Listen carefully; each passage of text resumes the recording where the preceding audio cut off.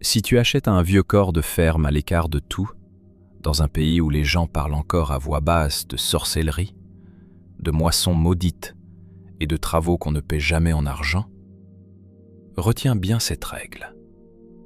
Quand tu trouves un outil ancien qui n'aurait jamais dû être fabriqué avec de l'os humain, ne le touche pas plus qu'il ne faut, ne le déplace pas et surtout, ne le laisse pas passer la nuit sous ton toit.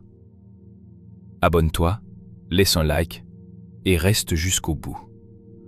Parce que ce que j'ai ramené à moi en achetant ce hameau du Berry n'était pas simplement une présence de campagne ou un mauvais rêve nourri de solitude. Le plus atroce, ce n'est pas l'épouvantail qui a pris la faux dans la cour. Le plus atroce, c'est que depuis cette nuit-là, le travail recommence sans cesse, comme si la terre elle-même refusait d'être quittée proprement, et que chaque repousse de l'herbe me rappelle qu'un jour ou l'autre, il reviendra réclamer ce que je lui dois encore. J'ai toujours voulu une vieille maison.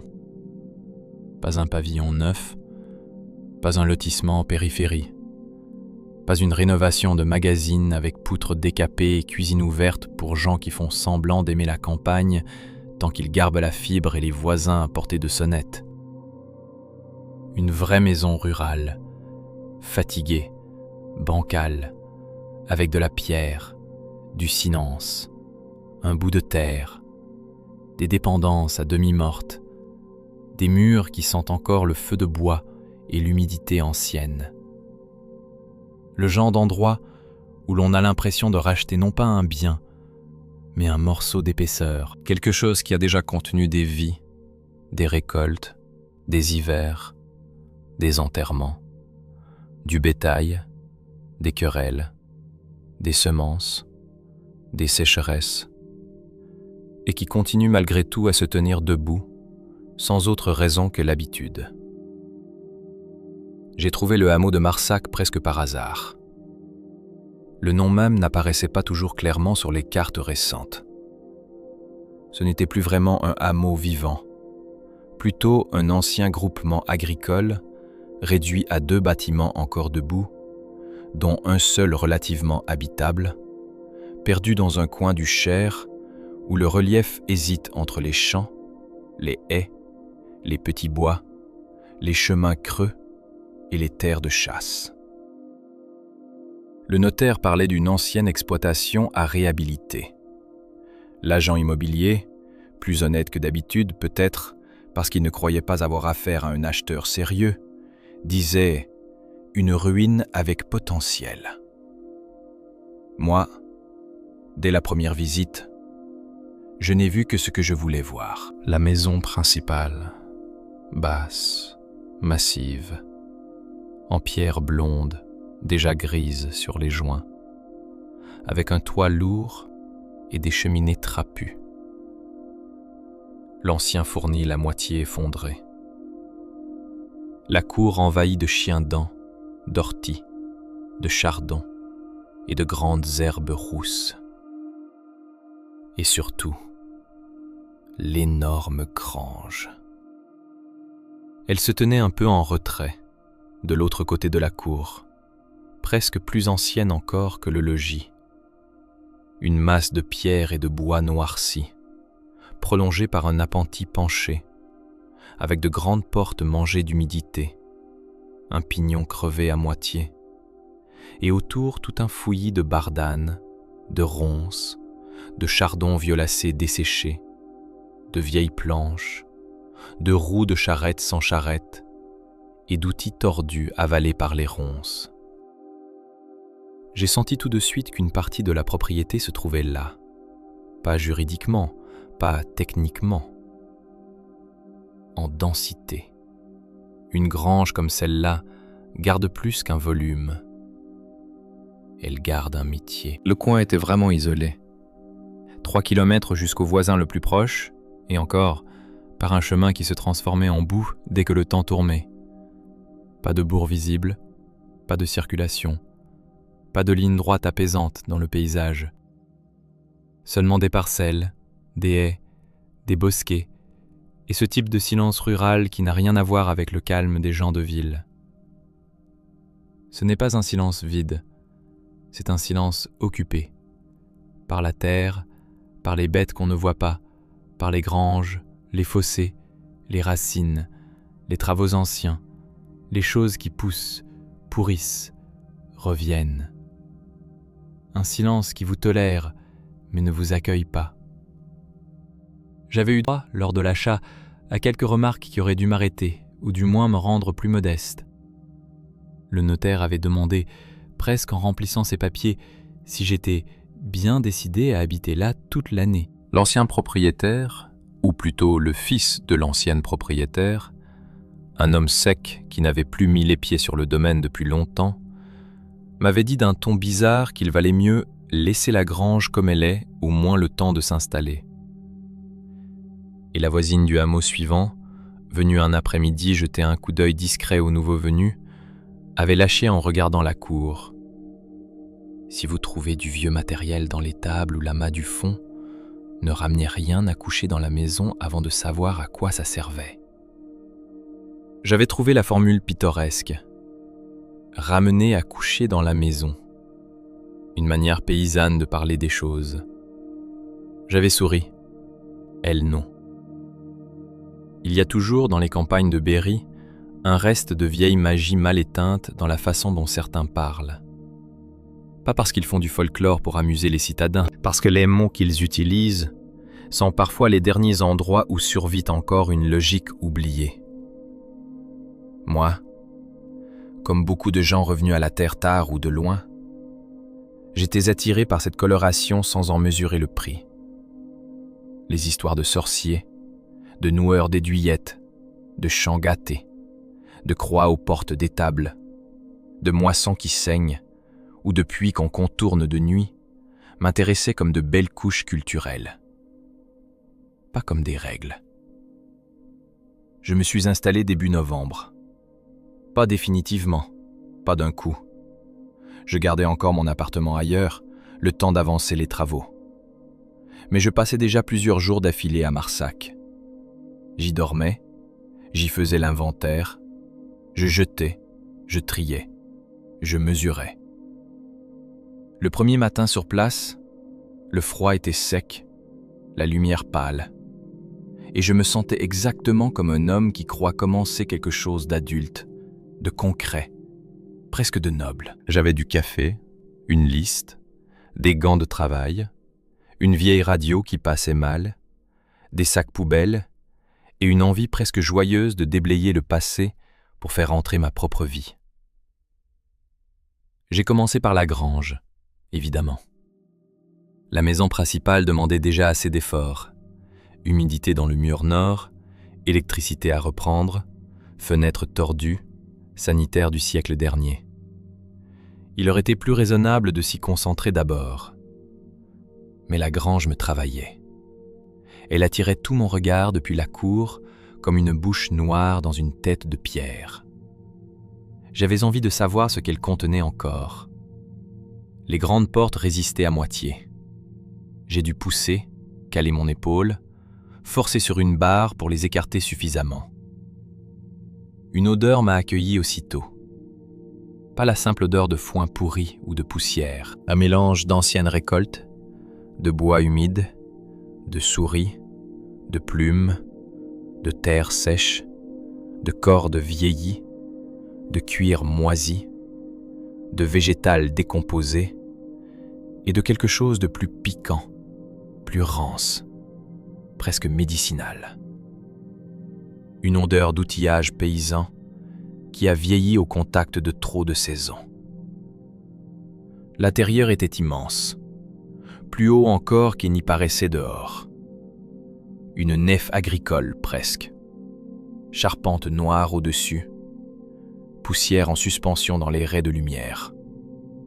Restes de mangeoires, tas de planches, balles de foin ouvertes depuis des décennies et devenues des monticules grisâtres, vieilles caisses, seaux écrasés, fourches sans dents, une roue appuyée contre un pilier, et partout ce fouillis brun du travail rural abandonné qui fait qu'on n'entre pas dans une grange comme dans une pièce, mais comme dans un dépôt de gestes morts.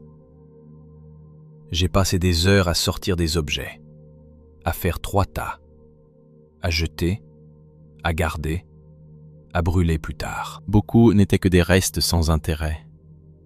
De vieilles ferrures, des manches cassées, des claies, des toiles de jute raides, des chaînes, des morceaux de harnais, de la quincaillerie rongée. Par moments, un rayon de soleil traversait mieux une fente et le lieu paraissait presque beau. Un théâtre poussiéreux de labeur ancien. Je travaillais bien. Le silence m'enveloppait sans m'écraser. Même les corneilles dehors semblaient garder leur distance du toit.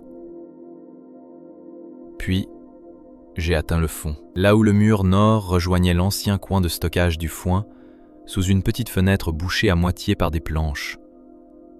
Une sorte d'amoncellement plus compact s'y tenait, comme si quelqu'un avait poussé là au fil des ans ce qu'il ne voulait ni jeter ni revoir. Une vieille bâche, un chevalet d'affût, des fagots de ronces séchés, un petit établi renversé, un panier d'osier effondré. Et sous tout cela, coincé entre un coffre mangé de verre et une roue de brouette éclatée, la faux. Je l'ai reconnu de loin à sa forme générale, avant de voir ce qui n'allait pas. Un manche de faux ancien, oui, avec ses 2 poignées, son bois grisé, sa courbure simple d'outil de coupe pour le foin ou l'herbe. Mais au lieu de la longue lame d'acier légèrement arquée, il y avait autre chose fixée au bout. Une pièce pâle, longue, courbe, étrangement fine, maintenue contre le support par plusieurs ligatures de fils de fer noircis et par des sortes de lacets de cuir durcis. Je me suis approché en pensant à une réparation absurde ou à un bricolage de paysans. Puis, j'ai compris. Ce n'était pas du métal, c'était de l'os. Un vrai grand os humain, ou du moins quelque chose qui en avait exactement la structure, la teinte et le grain.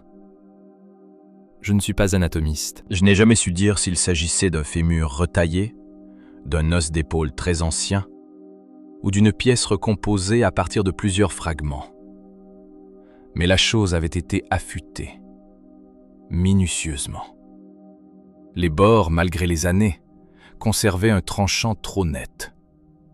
Et sur toute sa longueur, de petits signes noirs y étaient brûlés.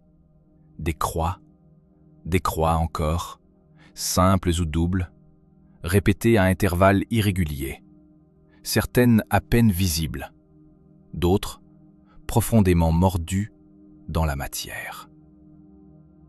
Je l'ai tenu à bout de bras avec un dégoût immédiat. Je me souviens d'avoir pensé, de manière très moderne et très idiote, que quelqu'un devait avoir un jour fabriqué ça pour faire peur, pour une histoire locale, pour une mise en scène de sorcellerie rustique. Pourtant, l'objet était trop vieux pour un simple gag, trop travaillé, trop peu exhibé. Il n'était pas mis en avant dans la grange comme un trophée. Il avait été relégué au fond, mais pas détruit. Conservé malgré tout. Comme une chose qu'on ne veut plus employer et qu'on n'ose pas brûler. J'aurais dû le laisser exactement où je l'avais trouvé, recouvert de ses planches et de sa poussière. À la place, je l'ai sorti au grand jour pour mieux le regarder. Dans la cour, sa nature était encore plus claire. Le manche, mangé mais solide. Le montage grossier et pourtant pensé. L'os poli par endroits, plus sombre à la base, plus clair au tranchant. Les croix brûlées. Certaines formaient presque de petites grilles. D'autres ressemblaient à des marques d'exorcisme improvisées par des mains qui savaient surtout ce qu'elles voulaient barrer. J'ai ressenti une répulsion si nette que je n'ai même pas essayé de nettoyer davantage. Je l'ai reposée contre le mur intérieur de la grange, au fond, là où elle ne se verrait plus. Puis je suis retourné au tri, avec cette sensation persistante qu'une chose incorrecte venait d'être remise dans ma journée. Le soir, j'y pensais encore. Pas de manière obsessionnelle, mais assez pour que son image revienne pendant que je réchauffais un plat dans la cuisine. La cour, vue depuis la fenêtre, était déjà mangée de nuit. On distinguait encore les masses de la maison, de la grange, du puits, de la haie vive et des grandes herbes qui occupaient presque tout le centre. J'avais remarqué dans l'après-midi, près de la clôture du fond, un vieux mannequin d'épouvantail laissé là depuis des années, planté au bout d'un piquet de travers. Un simple assemblage de paille, de toiles et de vieux vêtements pourris, incliné comme tous les épouvantails finis. Je n'y avais plus pensé en rentrant. C'est seulement en voyant sa silhouette sombre plus loin, dans le noir qui descendait, que je me suis dit qu'il faudrait l'enlever aussi. J'ai fermé les volets, vérifié les portes, monté me coucher. La première partie de la nuit a été normale. Trop normale, peut-être. Un vieux silence de ferme sans voiture, sans voix, sans lampe voisine. J'entendais seulement parfois le bois travailler, un souffle par la cheminée, une branche contre un mur. Il n'y avait ni chien ni bétail autour pour meubler le noir. Rien qu'une maison isolée, ses poutres, et la campagne entière couchée dans son propre silence. J'ai dormi d'un sommeil épais quelques heures.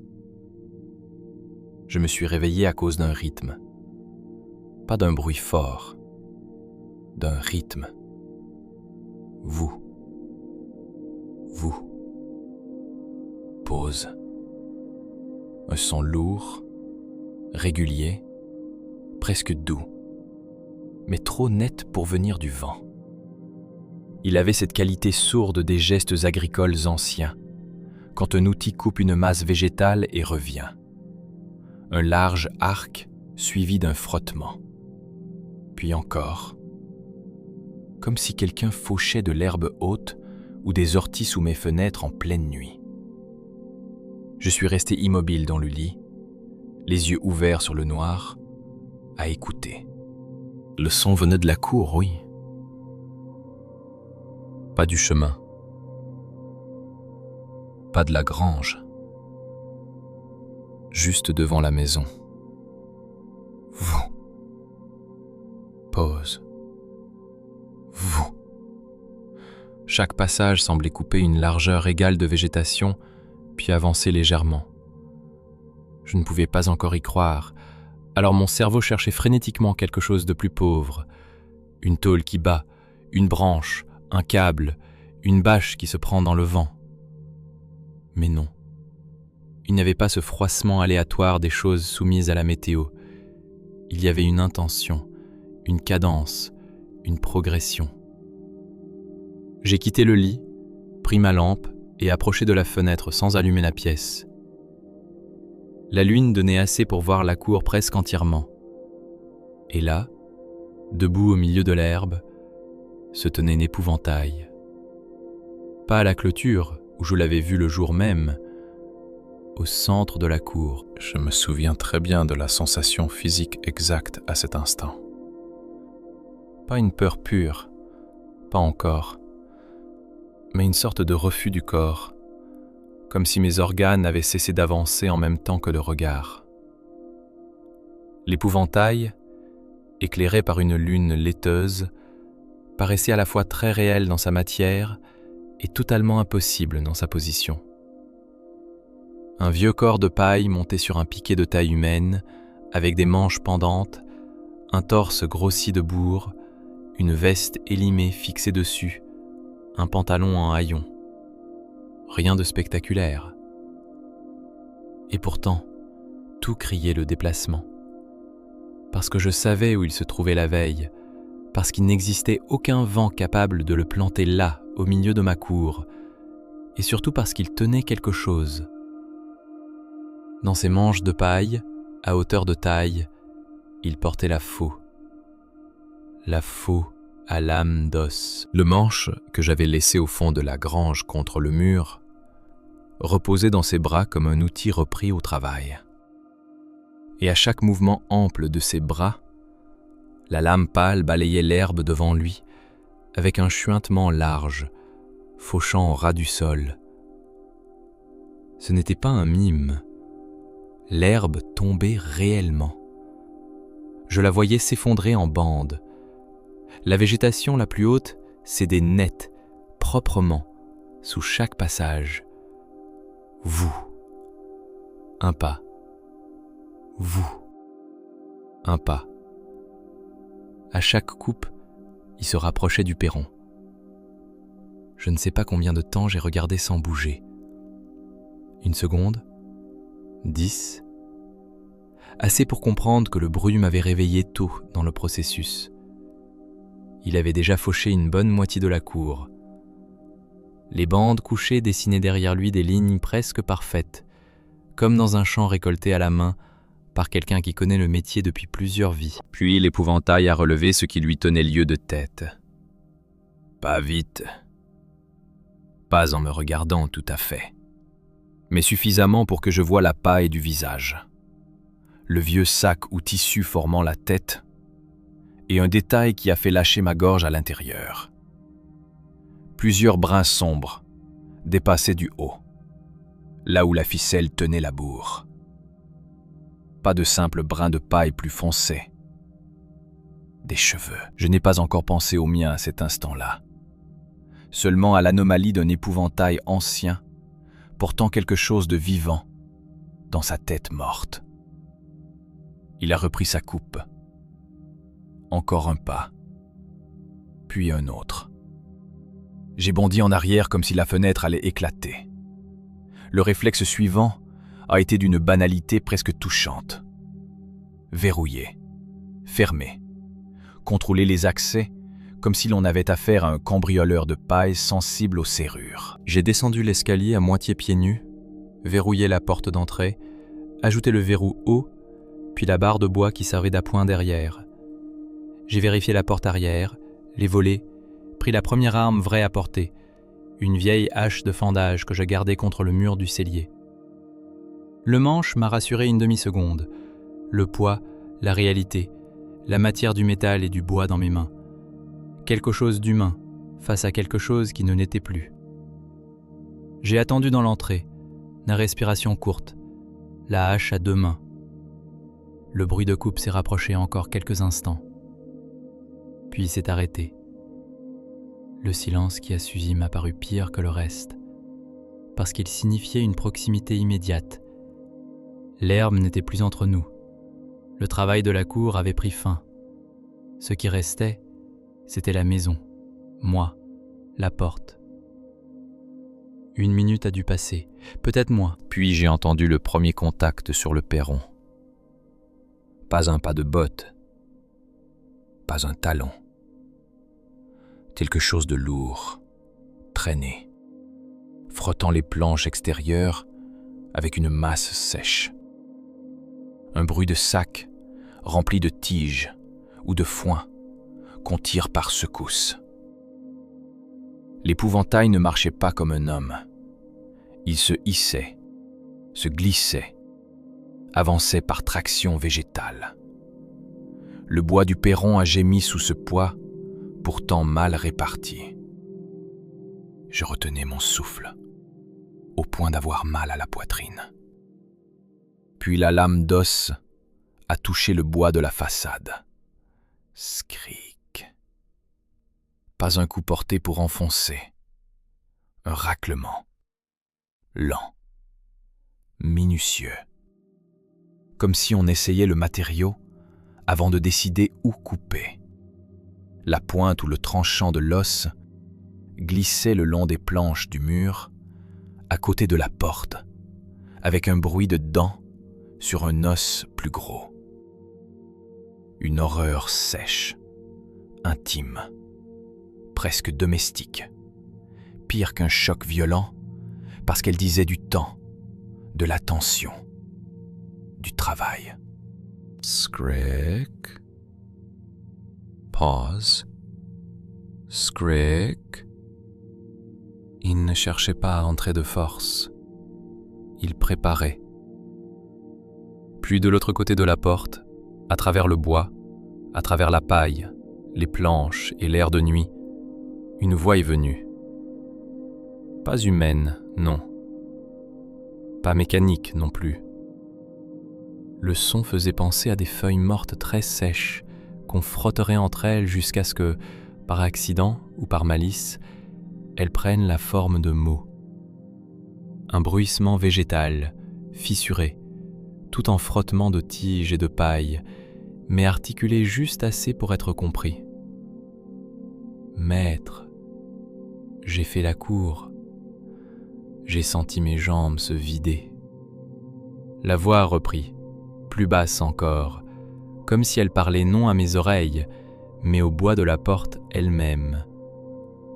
Il est temps de payer le travail. J'ai reculé jusqu'au mur opposé, la hache levée sans savoir quoi faire de cette arme de vivant dans une négociation qui n'avait plus rien d'humain. Le bruit dehors a cessé, remplacé par un silence très attentif. Puis la pointe de la lame d'os a recommencé son travail sur la façade, juste à côté de l'encadrement cette fois, dessinant quelque chose de lent, peut-être un trait, peut-être une marque, que je ne verrais qu'au matin si j'y survivais. Je n'ai pas répondu. J'ai prié, je crois. Pas une prière construite.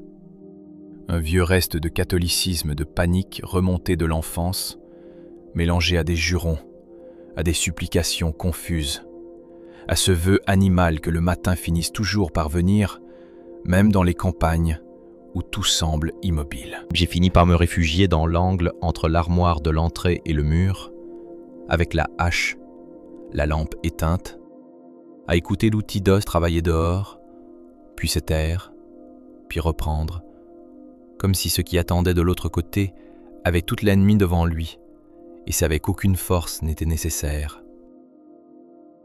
À un moment, peut-être vers 3 heures, tout s'est arrêté. Pas progressivement, d'un coup. Plus de raclement, plus de frottement sur les planches du perron, plus de bruissement de voix.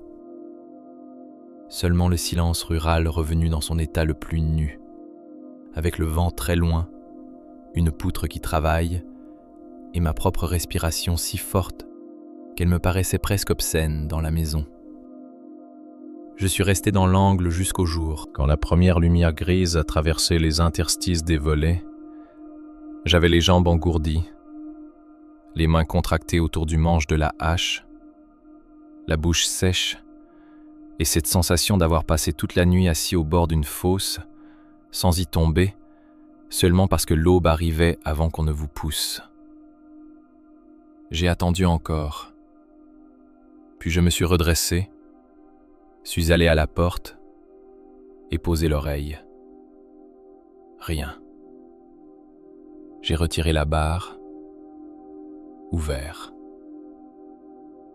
La cour était parfaitement fauchée. Pas un peu coupée, pas des traces dans l'herbe. Parfaitement fauchée, sous le niveau même où j'aurais passé une débroussailleuse. L'ensemble du terrain, encore sauvage la veille, avait été nettoyé avec une régularité maniaque. Des andins d'herbe et de chardon s'alignaient en longues bandes propres, presque trop belles, comme sur les photos anciennes de travaux agricoles où chaque geste obéit à une économie patiente. Aucun morceau n'avait été oublié, pas une touffe plus haute, pas une ronce debout près du puits. Même les orties autour de l'ancien mur étaient couchées en petites tas séparées. Et au milieu de ce travail nocturne, il n'y avait pas de traces de pas humaines. Juste par endroits, de longues traînes dans la terre, comme si quelque chose de sec et lourd avait glissé à ras du sol entre les bandes coupées. J'ai avancé jusqu'au centre de la cour, incapable de concilier la beauté du travail avec l'horreur de son auteur. Puis j'ai regardé vers la clôture du fond. L'épouvantail n'y était pas. Plus de silhouettes, plus de piquets. Rien. Un instant, très bref, j'ai espéré que la nuit l'avait dissous dans le mensonge et que seule la coupe restait comme preuve absurde d'un épisode psychotique extraordinairement productif. Puis j'ai levé les yeux vers la grange. La grande porte était entr'ouverte. Je l'avais laissée fermée. Pas barricadée, non, mais tirée suffisamment pour qu'un courant d'air ordinaire ne l'ouvre pas ainsi. L'interstice noir entre les battants paraissait maintenant plus lourd, plus habité que la veille. J'ai senti ma gorge se serrer. Il me fallait y aller. Non par courage, par nécessité. Quelque chose dans la logique de la nuit exigeait que je vérifie. Sinon, tout le jour resterait seulement suspendu à l'imagination. Je suis entré dans la grange avec la hache. L'intérieur était plus froid que dehors. Pas énormément. Juste assez pour que la peau le sente comme une cave d'outils plutôt qu'un bâtiment agricole vide.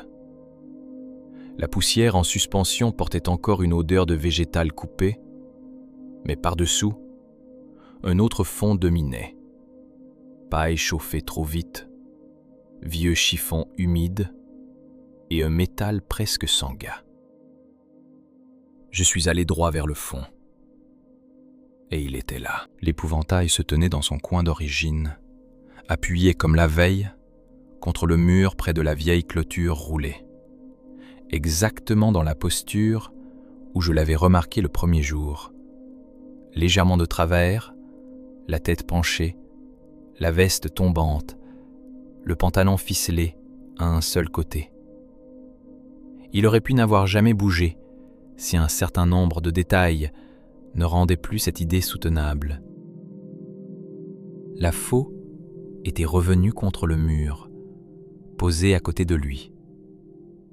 Et de la tête de paille sortaient plusieurs mèches de cheveux noirs.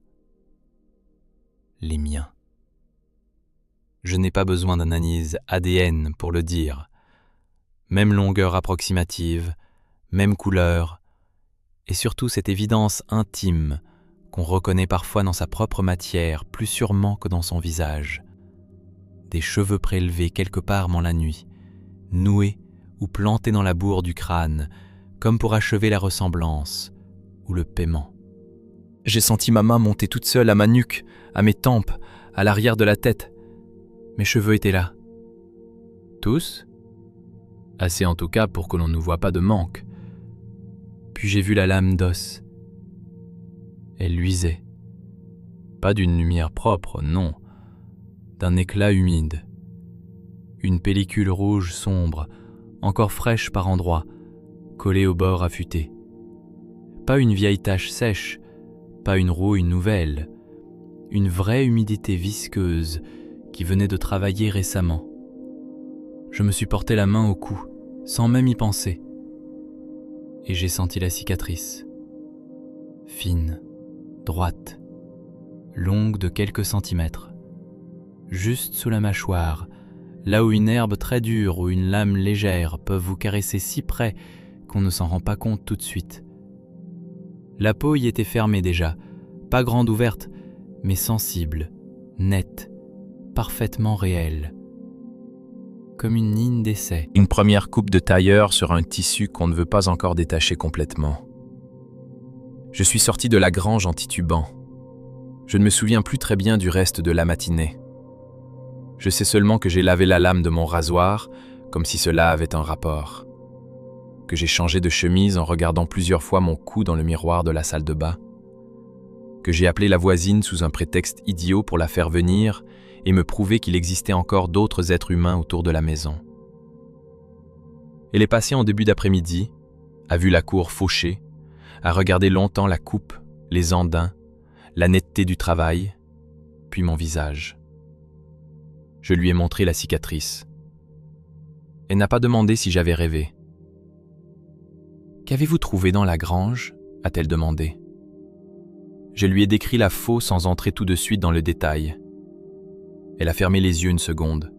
« Vous l'avez touché ?»« Oui. »« Et vous l'avez rentré dans la cour ?» J'ai dit oui encore. Puis j'ai précisé que je l'avais ressorti aussitôt et laissé dans la grange. Elle a secoué la tête, pas comme on corrige une erreur, plutôt comme on constate un dommage. Ce n'est pas rentré au sens de l'emplacement, a-t-elle dit. Vous l'avez reconnu. Vous l'avez sorti du coin. C'est suffisant. Je lui ai demandé ce que c'était. Elle m'a répondu avec la prudence de ceux qui savent qu'un mot trop clair donne plus de réalité qu'une phrase flottante. Une faux payée pour travailler au-delà du vivant. On en parlait encore chez les vieux. Pas souvent, surtout dans le Berry. Quand une terre refusait la coupe, quand une mauvaise repousse revenait, quand des gens voulaient finir une moisson sur un champ qui n'en voulait plus. Il fallait toujours quelque chose d'humain pour le manche ou la lame. Toujours quelque chose qui oblige à rendre. J'ai voulu rire de nouveau. Je n'y suis pas parvenu. Elle est entrée avec moi dans la grange. Pas jusqu'au fond. Elle s'est arrêtée à quelques mètres et a refusé d'approcher davantage de l'épouvantail. Ses yeux ont glissé sur les cheveux, puis sur la faux. « Elle a commencé à vous marquer », a-t-elle dit. « Elle n'a pas pris assez cette nuit. Alors elle reviendra. » On fait quoi ? Elle a mis du temps à répondre. On brûle rien sans savoir. On jette rien dans le puits. Et vous ne dormez plus seul ici tant que ça pousse encore. C'était une phrase simple, et c'est le dernier morceau qui m'a le plus atteint. Tant que ça pousse encore. Comme si le vrai cœur du problème n'était pas l'épouvantail, ni la faux, ni même ma blessure, mais la repousse. Le fait que la terre du domaine, en dessous de tout, continuait de produire la matière exacte qui justifiait son retour. J'aurais dû partir ce jour-là, sans rien reprendre. À la place, j'ai voulu tenir 2 nuits de plus pour voir, comprendre. Ou simplement parce que quitter sa propre maison au premier assaut d'un épouvantail vous donne l'impression d'abdiquer devant un monde que vous prétendiez vouloir habiter. C'est une fierté imbécile, terrienne, qui me ressemble malheureusement assez. J'ai passé la seconde journée à enlever tout ce que je pouvais de la cour, à faire des tas, à déplacer des objets, à verrouiller autrement la grange, à mettre une chaîne sur ses portes, comme si un assemblage de paille relevant d'une vieille dette agraire allait respecter davantage la serrurerie moderne que le bois d'une façade. Le soir venu, j'ai essayé de rester éveillé. Lampe allumée, café, radio basse, couteau de chasse et hache à portée. Vers minuit, la cour était toujours parfaitement nette, plate, presque belle sous la lune. Je me suis surpris à espérer que la nuit précédente avait été l'unique règlement du compte. Puis, vers 1h40, un petit bruit a traversé la maison. Pas dehors, dans la grange. Un choc sec de chaîne qui se tend, puis retombe. J'ai fermé les yeux très fort. Puis le premier « vous » a recommencé dans la cour. Je ne raconterai pas toute la deuxième nuit avec la même précision, parce qu'elle a surtout servi à confirmer l'horreur de la première. Le rythme, la coupe, la progression. Cette fois, je n'ai pas regardé tout de suite. Je suis resté loin des fenêtres, précisément parce que je savais. Pourtant les sons suffisaient. La faux d'os balayait à nouveau l'herbe. Car oui, la cour avait repoussé. Pas totalement, pas jusqu'aux genoux, mais assez pour nourrir de nouveau le travail. Une repousse nocturne, absurde, rapide. Comme si la terre se rechargeait, rien que pour donner une tâche à l'ouvrier de paille. Je l'ai vu malgré moi une seconde, dans l'entrebâillement de volets, encore plus près de la maison. Encore plus habité. Et la tête de paille portait plus de cheveux. Le lendemain, j'avais une deuxième ligne au cou. parallèle à la première, plus courte, plus basse. Je n'ai plus tenu. J'ai pris la décision de vendre. Pas plus tard, pas après les travaux, pas quand le marché serait meilleur. Immédiatement, à perte si nécessaire. Tant pis pour l'orgueil, tant pis pour l'argent, tant pis pour le rêve de pierre et de silence. Parce que le vrai désespoir de cette histoire ne tenait pas seulement à la présence ou au danger. Il tenait à sa structure cyclique. La repousse, la coupe, la dette, la marque. Rien là-dedans ne laissait espérer un simple « ça passera ». La maison n'était pas attaquée une fois. Elle était prise dans un rythme de travail qui recommençait chaque nuit avec la patience d'une saison maudite. Je dors ailleurs maintenant, pas toujours au même endroit. J'ai fini par reprendre un logement plus près de la ville, le temps de régler la vente. Officiellement, je parle d'un gros chantier trop lourd, de travaux plus coûteux que prévu, d'un isolement peu compatible avec ma vie. Je n'explique rien du vrai motif aux acheteurs éventuels. Je n'ose pas. Et pourtant, je ne mens pas totalement. Chaque nuit, l'herbe repousse vraiment à Marsac. J'y retourne parfois le matin, jamais seul, jamais avant le lever complet du jour, pour montrer l'avancement supposé des travaux ou simplement vérifier que la maison tient encore. Et à chaque fois, même quand la cour a été rasée à nu la veille, même quand on croit avoir tout brûlé jusqu'aux racines, une nouvelle pousse grasse, rapide, déjà haute par plaques, recommence à sortir pendant la nuit. Les voisins du coin ne passent plus devant la ferme après le coucher du soleil. L'un d'eux m'a demandé discrètement si le valet de paille était revenu prendre son dû. Je n'ai pas répondu. Il a hoché la tête comme si cela suffisait. Le plus affreux pourtant est survenu il y a 3 jours. Je dormais dans mon appartement provisoire, en ville, 3e étage, fenêtre sur une rue ordinaire, aucun champ, aucune grange, aucune logique pour que le Berry me rejoigne là. Je me suis réveillé vers 4 heures, avec cette sensation très nette que quelque chose frottait contre le mur du couloir. Pas contre une vitre, pas dehors, sur le plâtre intérieur. Un grattement sec, tiré, d'outils qu'on essaye délicatement contre une matière qu'il devra bientôt travailler. Scric, pause, scric. Je suis resté pétrifié dans le lit. Puis l'odeur est venue. Pas la campagne, pas le foin. Cette odeur de paille vieille, de bois de grange et de sang métal que la faux gardait le matin. Je me suis levé et allumé. Le couloir était vide. Mais sur le mur, à hauteur d'épaule, 3 traits très fins descendaient déjà dans la peinture beige, comme des essais de coupe trop légers encore pour ouvrir quoi que ce soit. Je ne sais pas si vendre la maison suffira. Je ne sais même pas si le mal est vraiment lié au lieu ou à ce qu'il a commencé à prélever sur moi.